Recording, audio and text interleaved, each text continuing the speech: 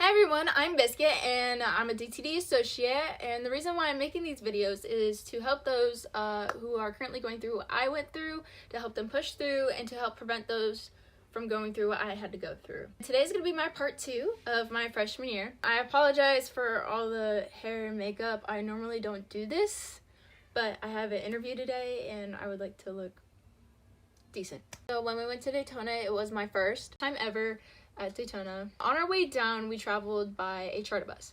And with the charter bus, basically we had the guys separated and the girls separated. Girls were on the right side, guys were on the left side. The reasoning for this was because in the past there was some inappropriate things that happened which ruined it for everyone, so you have to sit separate.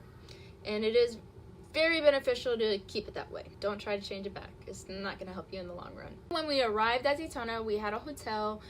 We checked in our keys and we got everything settled in, and then we went to the Ocean Center. And the Ocean Center is where challenge level and master's level was being held for the drill competition. When we went to our room, we all had to unpack our trailer. Our trailer had basically everything in it, with our boxes that we packed for our uniforms, our racks, a bunch of water in there, a lot of other things like rifles, stuff to build the rifles. I'm sorry, I don't know the correct terms for it. So when we unpacked, everybody had to help. We would roll it into the room. Everybody had to have a buddy. You always had to have a buddy with you wherever you went. The reasoning for that was because there would be judges walking around anywhere and everywhere. So you wanted to look your absolute best. Say if you were walking around just goofing off and a judge saw that and you're drilling on the floor and they recognize you, your team's not going to get as many points. If they see you marching in the hallway, marching wherever you're going, and you come on the floor and they recognize you, they're gonna be like, wow, they're spot on. Like, you want to stand out. When we got all of our stuff into the room, we had to unpack the boxes. And with the rooms, the guys were on the left side, the girls were on the right side. For us girls, what we did is we had 3 tables, and with the tables, on the very back wall is where we put our shoes. And then I believe underneath was where we put our bucket caps. If not, they were on the other tables lined up. We also had our 2 racks with our separate uniforms on them. One of the racks had regulation and inspection uniforms together, and another rack had our exhibition uniforms together. The guys had their stuff set up. They had 2 or 3 tables as well. They also had their corner where they would build the rifles or fix them or whatnot, whatever they had to do. They had the rifles laid down and everything. And then we had chairs set up towards the front by the door in the middle. They would be back to back. We also had a tent. It's a big old white tent. Everybody can fit in it, just about. With the tent, we would switch on and off, basically, for which team got to change in their uniforms. So whatever time it came up to compete, like say if the girls had to go on for regulation, we got to go in the tent, we got to change, and the guys had to stay out of the tent. And then whenever the girls were done and the guys had an event, the girls had to stay out of the tent. We had to learn to share. Don't worry, there was parents in the room, there was people supervising, so make sure none of the guys messed with the girls and none of the girls messed with the guys. And basically, most of the time when we changed, the guys were either practicing or the girls were either practicing, or there was an event that we were doing and the guys went ahead and changed, or there was an event the guys were doing and the girls went ahead and changed. So, I mean, you got to find the time during the day to find that slot of who's going to change and what. For our first event of our first day, well, not the first day, it would be the second day, because the first day what we did was we practiced all day. We had our time slots. Nap times are the best. All right, I'm tracking back a little bit. When we practiced, our coach implemented on our itinerary that everybody had an itinerary, and on the itinerary there was scheduled nap times. So because we would be practicing hard during that first day, and it was just back to back to back practice. We took the charter bus back to the hotel, and then we had a couple practices scheduled later on that day, and we had to go in our rooms. I think we had an hour or two to take a nap, and we all got in our rooms. We all knocked out. Like, nap times were the best thing ever. You look forward to that nap. After a nap was up, then we had to get down to the lobby and then get on the bus, head back to the Ocean Center, practice again. And there was a couple times when we got to the Ocean Center where we had got stuff done a little bit early, and so we got to take a nap in the room. And taking naps in the room are great. Everybody wanted a nap because we didn't get very much sleep because we had to be up by 4 o'clock in the morning. We all had to have our hair wet and everything by the time we got there because we had parents that had to do our hair, and we had to be there by like 4:30, mainly 4 o'clock on the dot. So we got up early just to get our hair done. Going back to our first event I want to say was regulation. And with regulation, we had our regulation uniform and our regulation shoes. We went on a reg 4, we did our reg routine, and then we came back, and then we also had inspection. And with inspection, we had to change into our inspection uniform and get our inspection shoes. But we did not put our inspection shoes on right then and there. And the reason why there are separate uniforms is due to inspection and exhibition. The reasoning is because we had an event that was regulation first. If you wore that same uniform that you were going to wear in inspection to regulation, you're going to scuff up your shoes. On top of that, your uniform's going to be wrinkled, it's going to be sweaty, it's going to be smelly. You want a nice, clean, presentable uniform for inspection because your shoes are going to be scuffed and you don't want any scuff marks on your shoes. A judge is definitely going to notice that. And also because with exhibition, like, you're going to be sweating. You still don't want to wear that same uniform because you're going to have to hang it back up and wear it again, and it's just not good. It's going to be all smelly and gross. Ugh. You want a nice, clean uniform for each event. Our inspection, basically, when we did that, basically what we did that year was to keep our shoes from scuffing because we had to go upstairs to get to the inspection room for unarmed. We had our uniforms on, our hair was done, everything was ready to go, and we had our shoes in our left hand, and we all marched in a line upstairs in our black socks. You're not supposed to do it, but we did it anyways.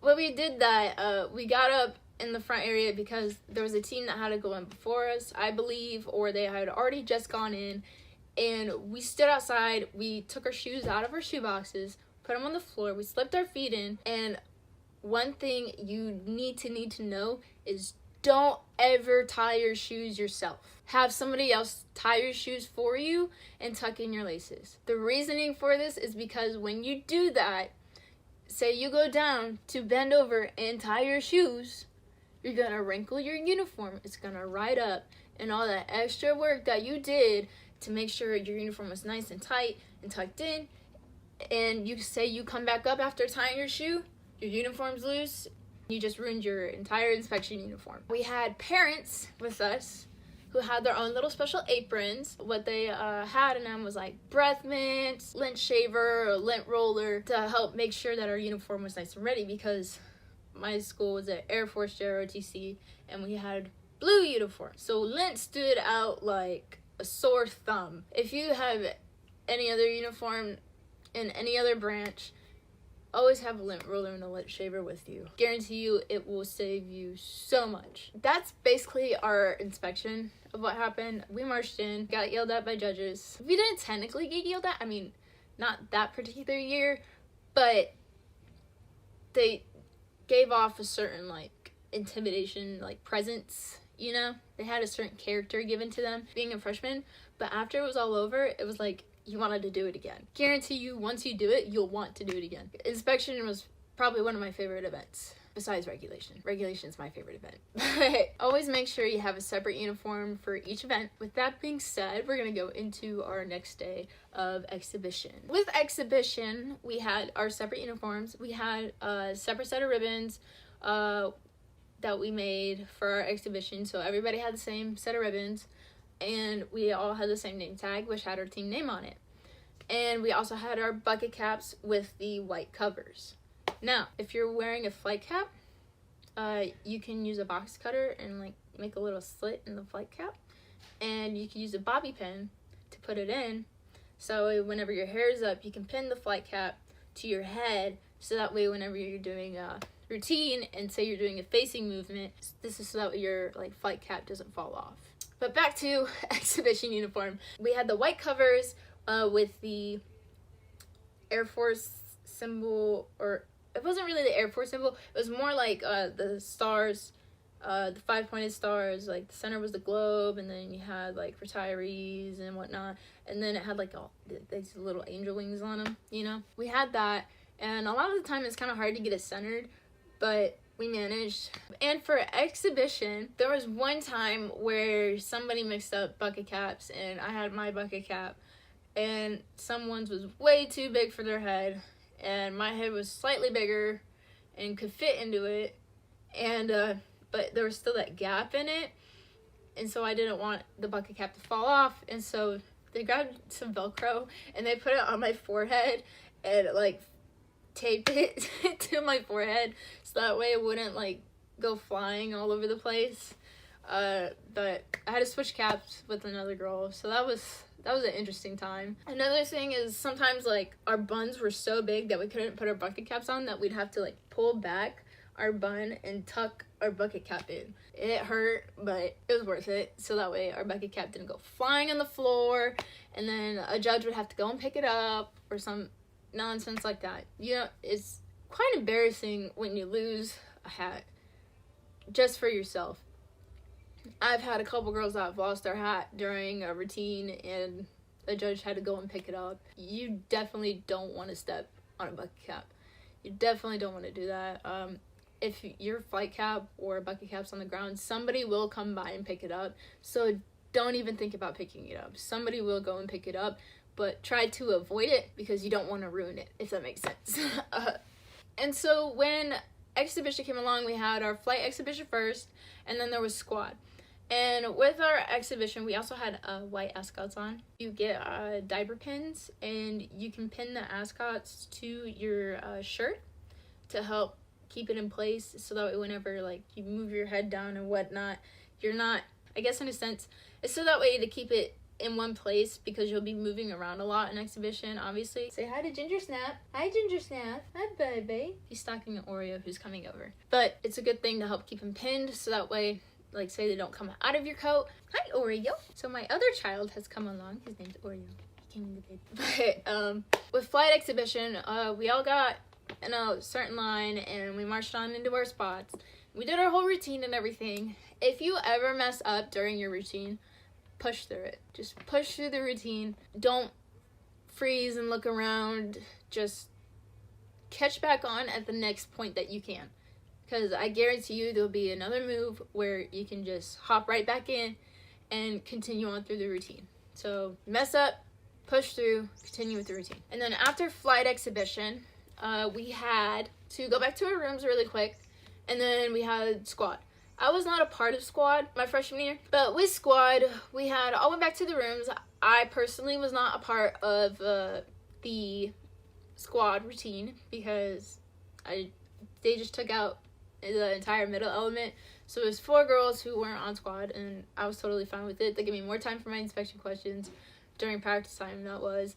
And who weren't on squad, we sat in the room and we watched our girls do the routine, basically Facebook Live. We got to relax, so we were kind of lucky. Everybody else was dying at pretty much the end of it. That was pretty much our second day with exhibition. After we got done with our exhibition, we packed up everything, made sure everything was ready to go. We had our exhibition uniform hung up, and we had brought our exhibition uniform back to our hotel room because we had the master ceremony that night. We had to pack the trailer and get everything out of there, so that way there was nothing left behind. When we did that, the guys had to pack up their stuff. They had a certain uniform they had to wear at the award ceremony, and we had ours. This is going into our master ceremony. Master ceremony, our coach was a part of the DTD performance, and when they performed, it was super cool. Like, we were super proud of her. She got to be a part of this really cool thing, and we got to watch the whole routine. We were super excited, And when we came back, we all sat, or when she came back, we were all sitting in the bleachers. And in the bleachers, we had sat in, basically what it was we sat, the girls sat in 2 rows, I believe. And then the guys had sat, there was a space between us, or there wasn't. I'm pretty sure there was a space in between us. And then the guys sat in the next 2 rows behind that. And our coaches sat with us, along with the instructors. The instructors sat a little bit further behind, our parents as well. Then basically we sat there for the entire master ceremony. It was really cool to win some awards. At the end of the day, we had to march out. After all of our pictures, like, we were all crying because it was so awesome to finally, like, get from the very beginning all the way to this point, and you just left your entire heart out on the floor. But we also knew that our coach had to leave that year. It was basically the last time we were all going to be drilling together as a family. When we got on the bus, we were 5th overall. We were super happy. We were crying. And when we got to the hotel room, and we had to pack up our uniforms to get ready to leave the next morning. And that morning, everybody got up early because we wanted a little bit of free time. And with that free time, the guys and girls could hang out. We could go in the pool. We could go to the beach. All that good stuff. It was really, really fun. Be able to hang out with the guys and do what we wanted to do, in a sense. Don't be thinking bad thoughts. We're not doing bad thoughts here. And then we had to make sure that all of our stuff was packed. The rooms were ready to go. And then we brought all of our stuff out. And we had to be outside the front lobby at a certain time. And then we get on the charter bus, and that was time for us to head back home to the old dandy school. When we got home, that meant that we had one more night as a team, and that was our banquet. It was a very heartfelt banquet because we were all super, super sad that our coach had to leave, but it had to come at some point. We all took a picture. We were all super sad that the year was over, but that meant we also had to come back the following year to teach our new freshmen. It was a super great experience my freshman year. My freshman year was my best year, hands down. Hands down, that was my best year ever. And when you have freshmen that come on the team, you want to take care of them. Because if you take care of them, then they're more apt to come on the team the following year, if that makes sense. I hope that made sense. But always take care of your freshmen. Like, even if you have, like, a lunch line and stuff, and say you're doing it seniors, juniors, sophomore, freshmen, you don't want your freshmen to be last. You want to make sure that they're treated first because they're your babies. Just like my girls were my babies. The freshmen always come first. You want to make sure, even in the line for food, that freshmen get to go first, and then sophomores, then juniors, then seniors. Upperclassmen, you need to take care of your lowerclassmen because those lowerclassmen are going to be those that carry the team on when you're not there. So always make sure you're taking care of your lowerclassmen.